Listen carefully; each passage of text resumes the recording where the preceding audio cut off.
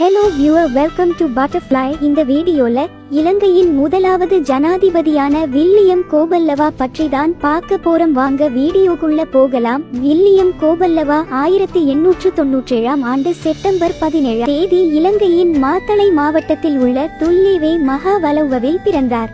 அவர் 1815 ஆண்டு கண்டிய மாநாட்டில் சிங்களவர்கள் சார்பாக கையொப்பமிட்ட கலூவே டெஸ்ஸாவாவுடன் அவரது தாயார் திக்கிரி குமாரிஹாமி துல்லேவே என்பவரின் உறவினர். அவரது தந்தை திகிரி பண்டார கோபல்லவ அவருக்கு 3 வயதாக இருக்கும் போது இறந்தார். அவர் தனது ஆரம்ப கல்வியை துல்லி கிராம பள்ளியிலும் கண்டி புனித ஜான்ஸ் கல்லூரியிலும் பயின்றார்.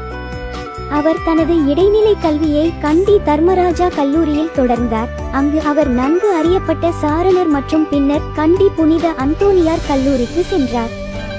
1917 ஆண்டு கேம்பிரிட்ஜ் முதுநிலை சான்றிதழ் பரீட்சையில் தோற்றிய பின்னர் அவர் தனது சொந்த ஊரான மாத்தளைக்கு திரும்பி மாத்தளை புத்த ஆங்கில பாடசாலையில் இப்போது விஜயா கல்லூரி பயிற்சி பணியாளராக சேர்ந்தார்.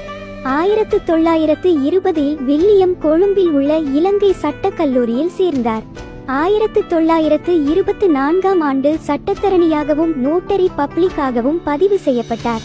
1924 ஆண்டு முதல் 1939 ஆண்டு கண்டி மாநகர ஆணையாளராக பதவியேற்கும் வரை மாத்தளை, தும்பரை மற்றும் கண்டி ஆகிய இடங்களில் தீவிர அரசியலில் அவர் ஆர்வமாக இருந்தார். 1962 ஆண்டு அவரது மருமகனின் சகோதரி அப்போதைய பிரதமர் சிறிமாவோ பண்டாரநாயக்கா அந்த ஆண்டின் முற்பகுதியில் மேற்கொள்ளப்பட்ட இராணுவ சதி புரட்சியில் சேர் ஒலிவர் குணதிலக்கவின் உட்குறிப்பை தொடர்ந்து கோபல்லவாவை இலங்கையின் கவர்னர் ஜெனரலாக நியமித்த பின்னர் அவர் மீண்டும் இலங்கைக்கு அழைக்கப்பட்டார்.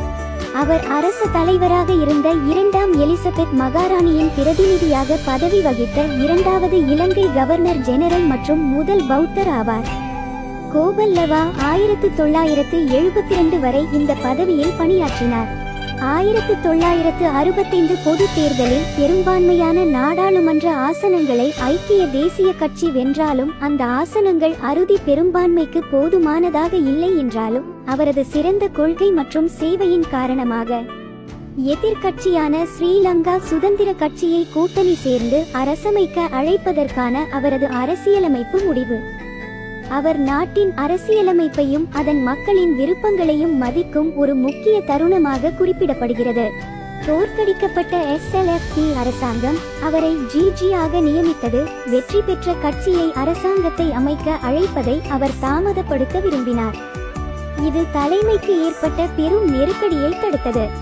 1972 மார்ச் 2 சிலோன் இலங்கை குடியரசாக மாறியபோது கோபல்லவா முதல் ஜனாதிபதியானார்.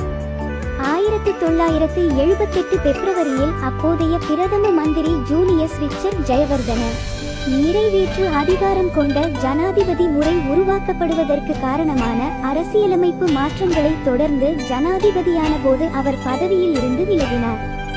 இவர் ஜனவரி 30, 1981 தனது 83 வயதில் இயற்கை எய்தினார்.